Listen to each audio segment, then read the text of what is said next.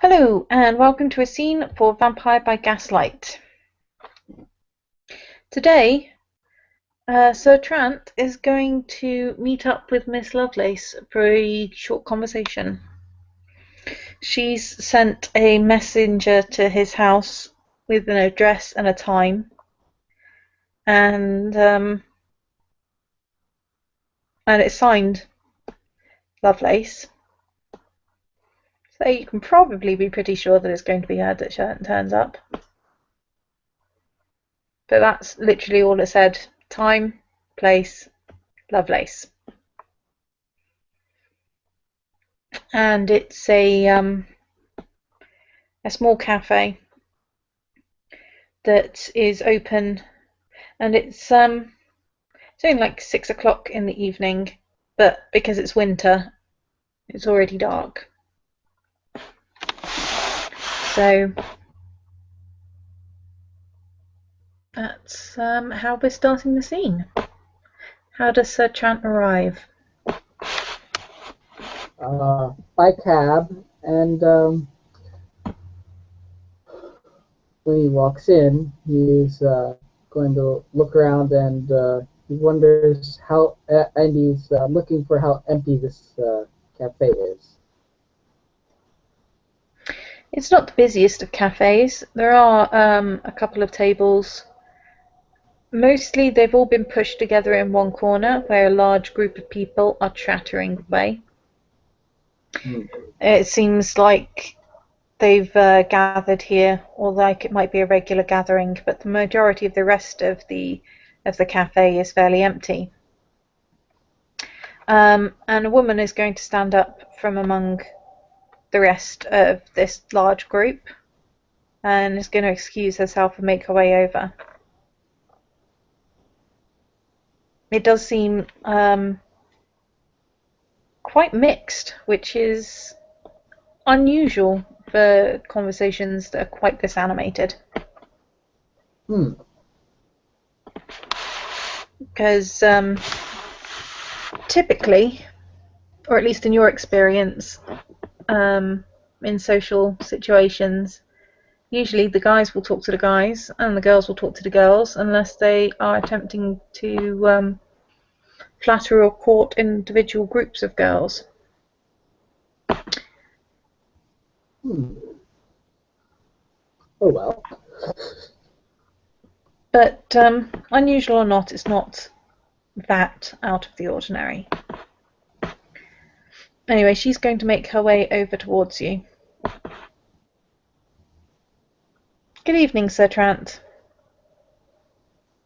Good evening. Do I have the pleasure of talking to Miss Lovelace? You do indeed.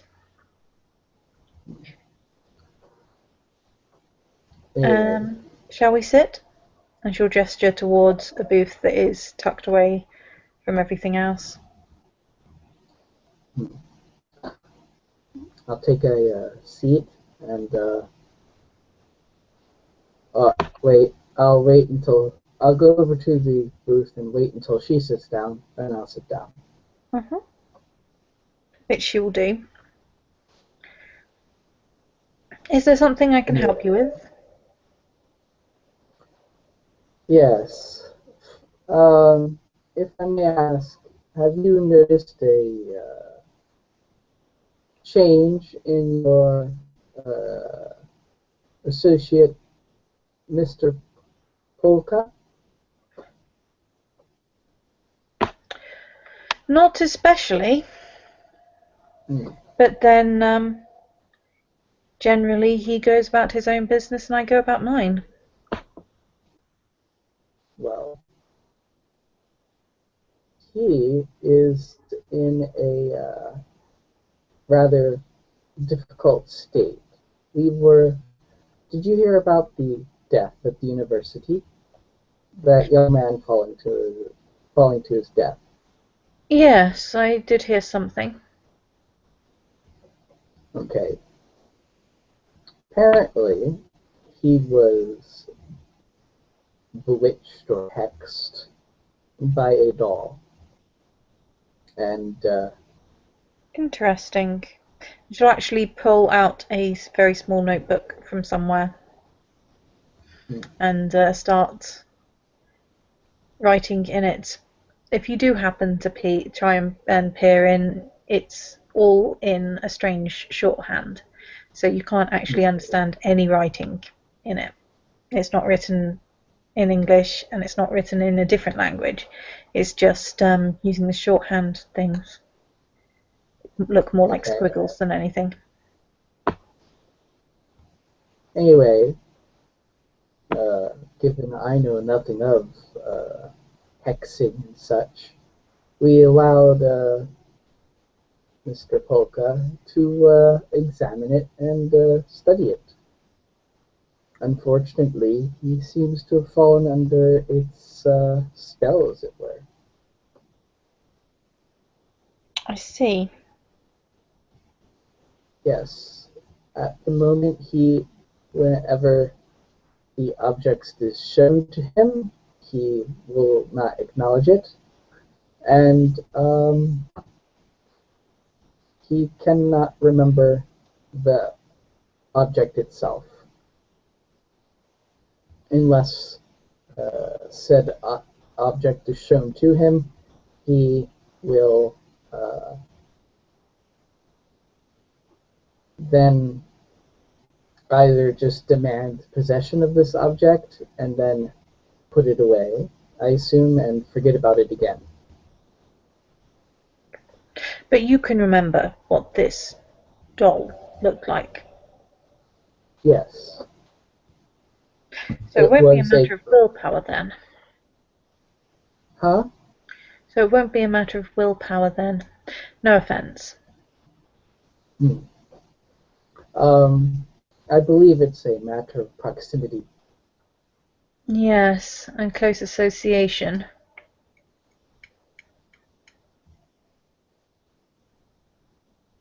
Perhaps emotional connection on some level.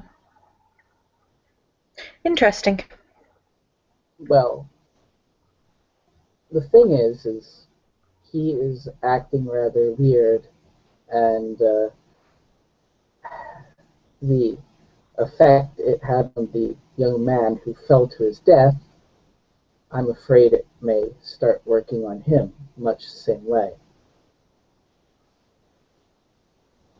I see.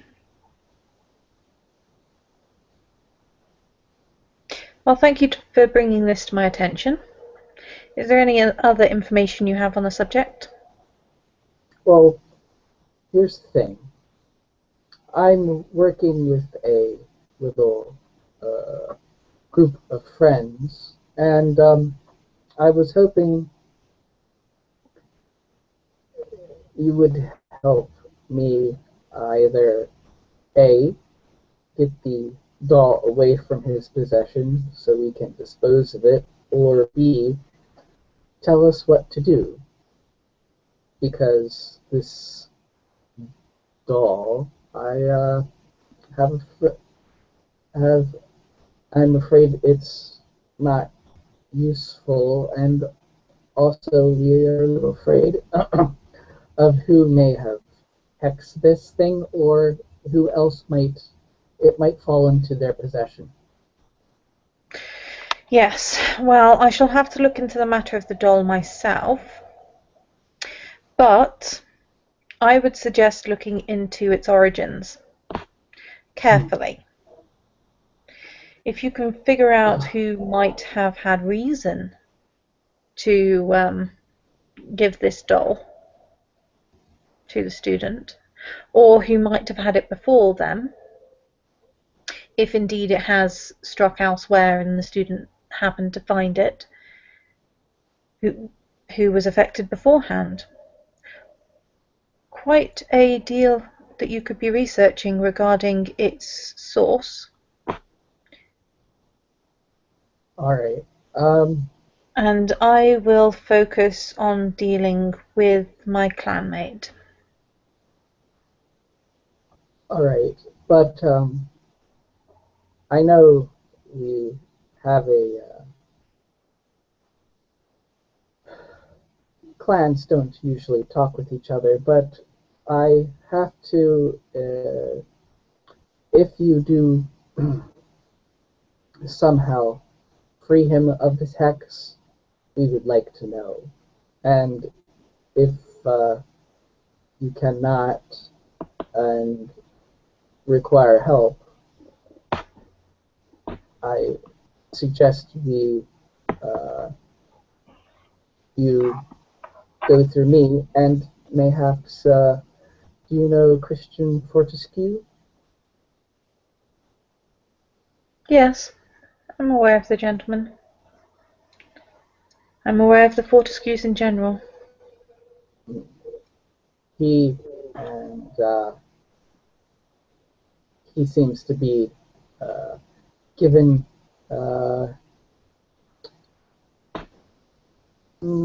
charge of the investigation. By who, I do not know, but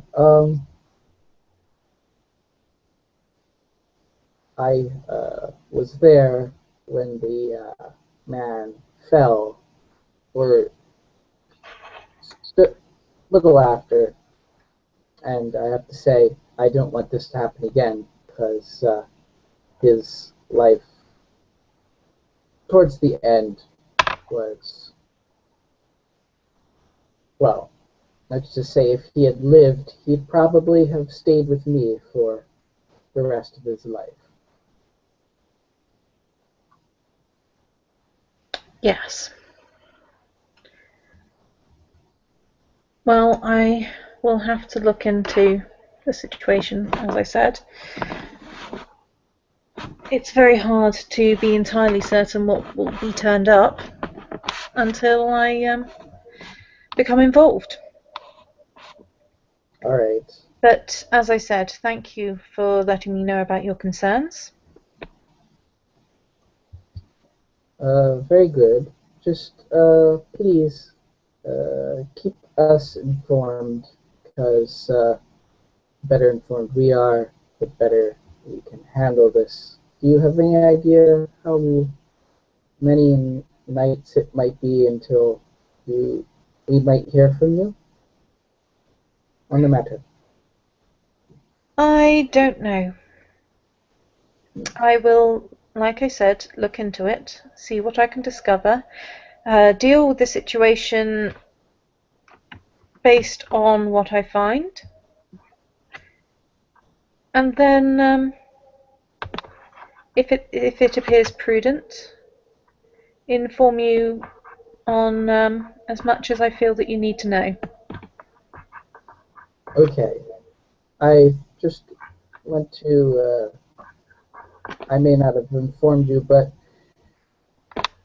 I think one of the other people of Loki tried to take the doll, and your clanmate seemed quite incensed, as if he'd commit violence because of it. So please don't try anything alone, as it were.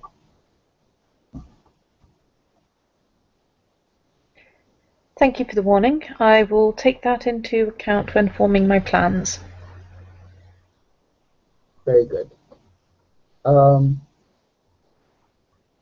By the way, if we should happen to uh, come into possession of this doll before uh, and wish to destroy it, would you say that there's a chance that any actions we might take upon the doll would show up on your dear clanmate? Not having studied it yet, I can't be certain. It is certainly a possibility. As I was afraid. Anyway, Unfortunately, the only way to find out that kind of thing would probably be experimentation. Carefully organised, of course. Right. There is, Anyway, of course, things that can be done to reduce its likelihood or likely reduce its effectiveness if it does have some kind of effect upon him. All right. Very good. Well, if I have your assurance that you'll at least let us know if he, at the end of your, yeah, if you somehow break him with the hex, you'll let us know. Then I will leave you to your contemplation. As I said, until I begin the investigation, I don't know quite what I'm likely to find. Perhaps I'll find a way to mitigate its effects. So, as you say, he puts it away and he forgets about it. If I can find a way to keep it at that stage so that it doesn't affect him, that would be the problem dealt with. If I was to destroy the doll, that would be the problem dealt with. There are many ways it can be dealt with, and until I begin, I don't know in the slightest how it will end. So, as I said, after I have looked into things, I will inform you on the matters which I feel you need to know. All right. Very good.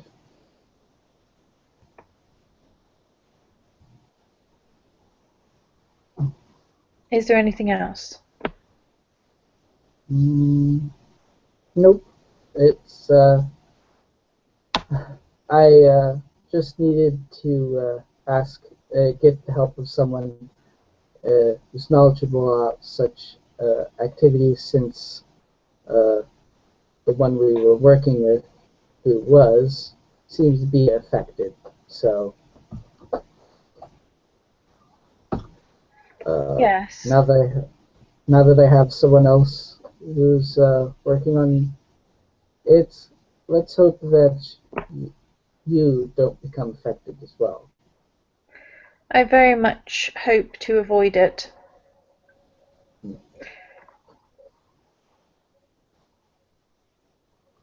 Anyway, I'll leave a message for you with your hospital as and when I have more information for you, or a suggestion for something that might be useful for you and your group to do.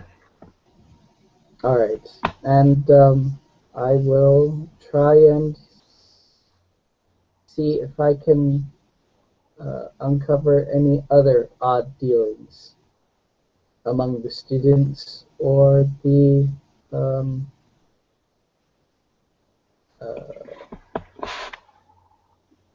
I highly doubt that an item of the magical power that you're describing came into this student's hands by accident.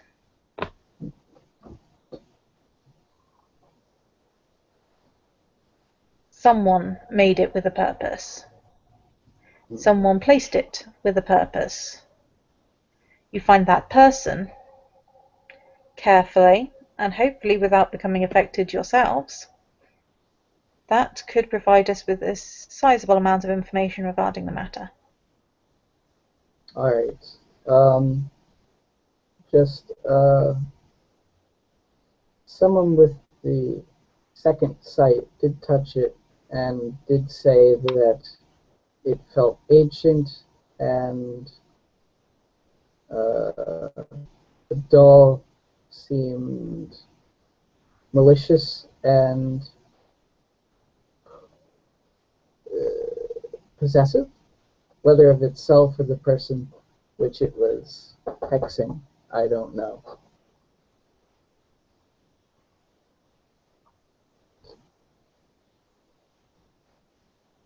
I'll bear that in mind. Thank you for your information. Right. All right. Anyway, unless you have anything else, I will allow you to get back to your conversing. Splendid. If you need to leave a message for me, You can leave it with the owner of the cafe. She knows how to pass it along. Very good.